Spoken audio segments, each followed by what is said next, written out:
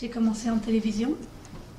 J'ai travaillé à France 3 pendant 3 ans avant de venir à Paris et de me lancer sur le web parce qu'il y avait un journal qui se créait qui s'appellerait Rue 89, qui n'avait pas encore de nom à l'époque où je suis arrivée. Ça fait 3 ans que j'enseigne au CFPJ de temps en temps.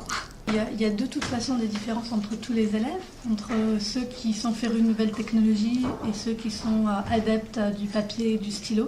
Rien que ça, même si les deux personnes sont sur la presse écrite, mais qu'il y en a un qui adore surfer sur le web et un qui a toujours été très conventionnel sur le papier, ça va déjà beaucoup changer. Ceux qui font de la télé, évidemment, ont une notion de l'image, ont une notion de la rapidité parce qu'ils ont souvent été formés à faire des sujets d'1 minute, 1 minute 30 et savent traiter l'information de manière compacte. Pour ceux qui ont fait de la news radio, qui ont l'habitude de faire un message très hiérarchisé, très pyramidal et qui savent en plus déjà appréhender le montage. Ceux qui sont en télé ou en radio, quand on leur parle après montage vidéo, ça pose généralement pas de problème. Et ceux qui sont en presse écrite, à l'inverse, ont une meilleure notion de l'analyse, de sourcer, d'aller mettre en valeur l'information dans le gros iceberg qu'est le web. Quel conseil tu donnerais pour mettre l'interviewé en confiance? En fonction de tout ce que vous allez sentir pendant les 3-4 premières minutes, il va falloir tout de suite pouvoir adapter son discours. Si la personne est très bavarde, il ne faut pas la lancer sur une question et la personne va se lancer dans un tunnel.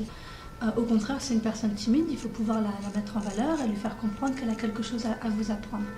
Donc tous les petits conseils que je pourrais donner, ça va être les petites phrases du genre « racontez-moi »,« expliquez-moi ».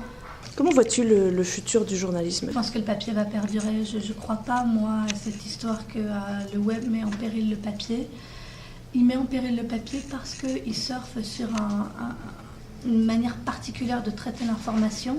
Et si le papier s'aligne dessus, il est perdu. En revanche, si le papier fait valoir ses atouts, c'est-à-dire un vrai confort de lecture, un beau papier, des belles photos, une mise en page inventive, des vraies enquêtes, des choses qu'on n'a pas le temps de lire sur le web parce que c'est moins confortable et que le web, généralement, passe moins de temps à lire, alors la presse écrite a vraiment un bel avenir.